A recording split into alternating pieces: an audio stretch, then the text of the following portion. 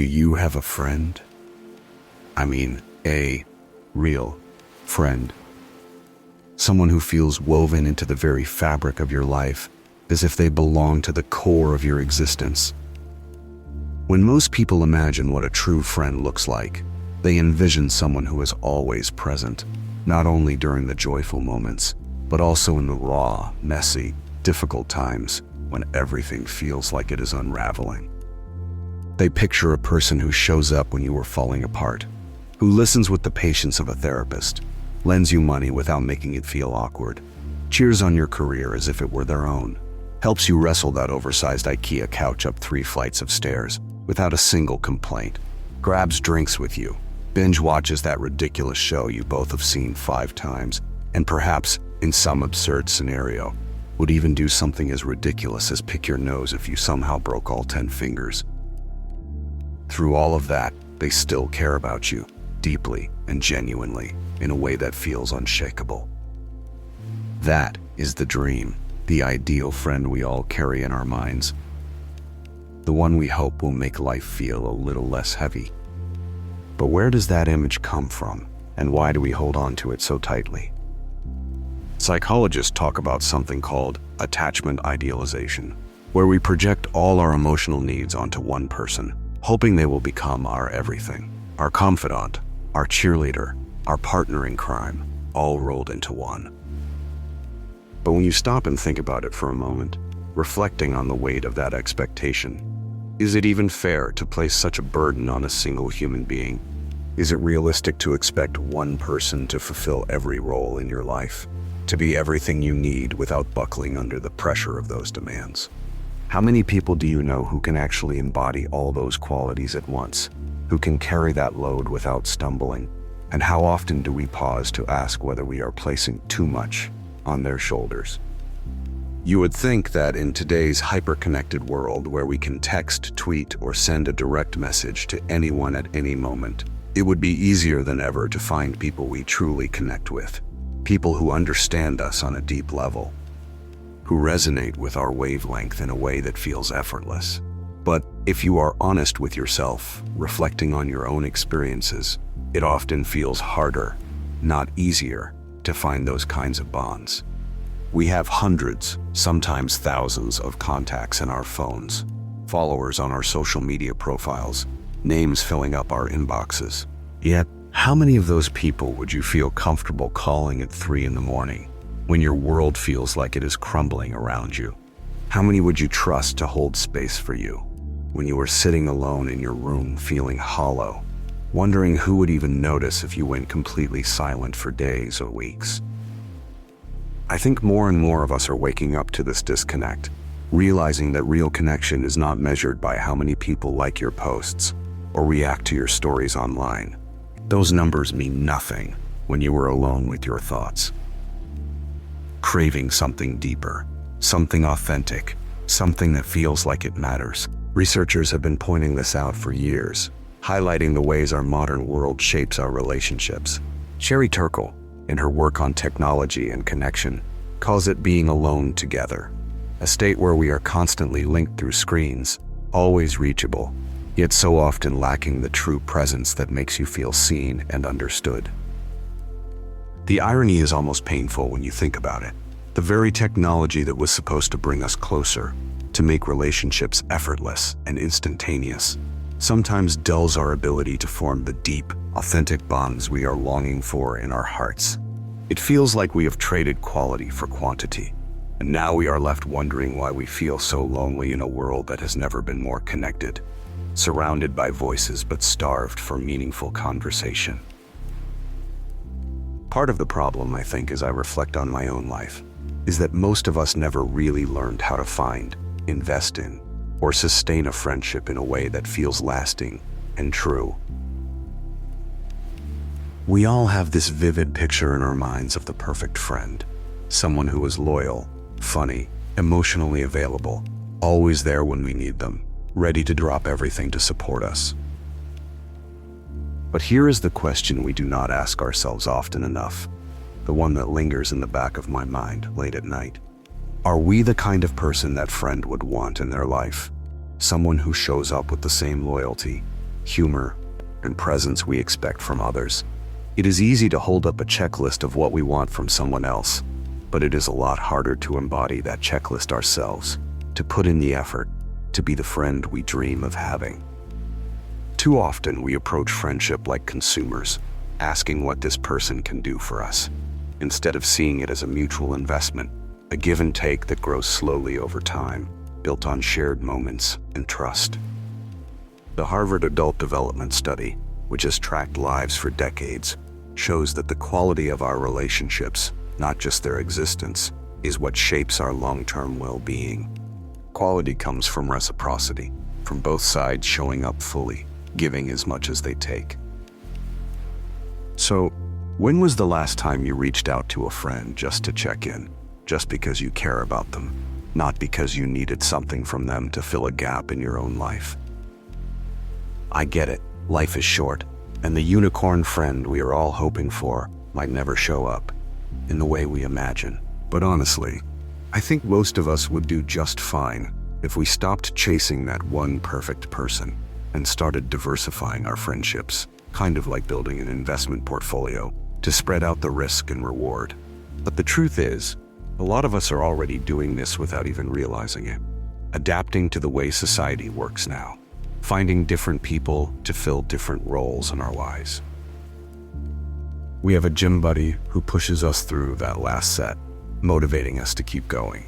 We have a coworker we vent to about office drama, someone who gets the frustrations of the daily grind. We have someone we party with, who brings the energy and makes the night feel alive.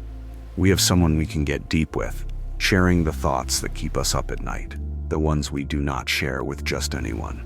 Each friend serves a different purpose, fills a different space in our lives, and maybe that is okay. Maybe that is how it is supposed to be. Aristotle had this idea about friendships, breaking them into 3 types. Friendships of utility, where you connect for practical reasons that serve a specific need. Friendships of pleasure, where you bond over shared fun and good times. And friendships of virtue, where you share a deep moral alignment that feels like it touches your soul. Not every friend has to be that soul-deep, ride-or-die connection we romanticize in movies and books. Some friends are just meant to walk with us for a season, for a specific stretch of life, and that does not make them any less valuable. As Marcus Aurelius once wrote, "Accept the things to which fate binds you, and love the people with whom fate brings you together." The key is to love them authentically, to show up as your real self in every context, while respecting the boundaries of what that friendship is meant to be, without trying to force it into something it is not. This is not about using people or treating them like tools to meet your needs. It is about meeting them where they are, appreciating what they bring to your life, and giving back in the same spirit, with the same openness and care. And let us be clear, this logic does not apply to romantic relationships, which are a whole different ballgame, with their own rules and complexities that require a different kind of energy. Friendship, though, thrives on a kind of flexibility, a willingness to let it be what it is, without pushing it to fit some idealized mold.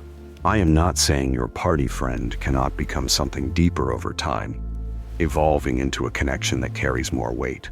Some of my closest friendships started in the most random ways. A casual chat at a local event, music blaring, nothing serious on the surface, just a moment of shared energy. But over months and years, those connections grew into something real, something where we share not just a vibe, but the ups and downs of life, the moments that shape us. Still, I have learned not to expect that depth from everyone I meet. Most people prefer to stay in the box where you first met them. The gym friend stays the gym friend. The work friend stays the work friend. And that is not a flaw in them or in the friendship. It is just human nature, the way we compartmentalize our lives. If we could manage our expectations a little better, I think we would feel a lot less let down, a lot less lonely in the end, because we would stop expecting every connection to be everything. When you really break it down, most disappointment in friendships comes from one simple thing: Unrealistic expectations that we carry like invisible contracts in our heads. Unspoken agreements about what a friend should be. You met someone at the gym, so why cannot they also be your emotional support system when life gets heavy, when you are struggling to keep it together? You bonded over drinks, so why are they not there for the 3 a.m. crisis call when you need someone to listen? But the truth is, not everyone signed up for every role, and expecting them to is a recipe for frustration that leaves us feeling more isolated than before. The magic happens when we stop trying to make people fit our idealized vision, and instead let them be who they are, appreciating the unique light they bring to our lives, the way they make us laugh, or think, or feel a little less alone. Data from the University of Kansas suggests it takes about 200 hours of time together to move someone from an acquaintance to a close friend, which is a lot of investment. And even then, there is no guarantee it will turn into the kind of bond you see in movies. But you know what? That is okay, because not every friendship needs to be epic to be meaningful. I used to be a purist, maybe even a perfectionist, when it came to friendship. Back when I thought every connection had to be perfect to be worthwhile. If someone did not share my political views, my outlook on life, or even my taste in video games, I would quietly phase them out, thinking our differences were flaws, incompatibilities that could not be bridged. Looking back, I see now that I was the one missing the point, the one who was getting it wrong. Life is not perfect, so why was I expecting my friendships to be flawless, as if they needed to check every box to matter? Over the years I have learned, sometimes the hard way, that true connection does not come from agreeing on everything, from having the same worldview or tastes. It comes from seeing someone fully, their kindness, their loyalty, the way they make you laugh when you are on the verge of falling apart, and choosing to value those qualities above the differences that might pull you apart. I try to accept people for who they are, not just tolerate them, but really embrace them, even when we do not see eye to eye, especially when we do not see eye to eye, because that is where the real growth happens. I focus on what brought us together in the first place, the shared laugh, the moment of understanding, the spark of connection, not what might drive us apart if we let it. As Friedrich Nietzsche put it, you have your way, I have my way. As for the right way, the correct way, and the only way, it does not exist. Moving past judgment into acceptance is not just a social skill. It is a kind of philosophical awakening, a shift in how you see the world. You stop treating people as projections of your ideals and start meeting them as they are, quirks and all, with all their imperfections and beauty.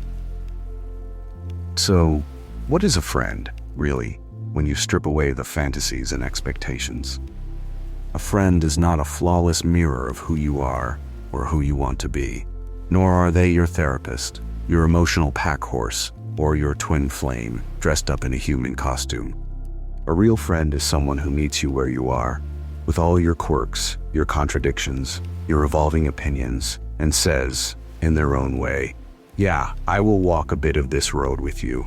Sometimes that road is a decade-long journey, full of late-night talks and shared dreams that shape who you become. Sometimes it is just a few blocks, a moment of connection that fades with time, but leaves a mark nonetheless. Both are valid, both have value, and both can teach us something about ourselves. A friend might not be the one who stays up with you until 3 a.m, but maybe they are the one who shows up unannounced with takeout when you have not eaten all day, or the one who sends a meme just when life feels too heavy to talk about, lifting your spirits in a small but meaningful way. Maybe they only know the gym you, the happy hour you, or the deep thoughts at 2% battery you, and that is okay, because they do not need to know every part of you to matter. What matters is this: they see something in you, and you see something in them, something worth holding on to. For a moment, a chapter, or even a lifetime, you meet each other where you are, and that connection, however small, makes the world feel a little less lonely. Not every friendship will be a forever kind of thing, and that is perfectly fine, because not every connection needs to last forever to have meaning.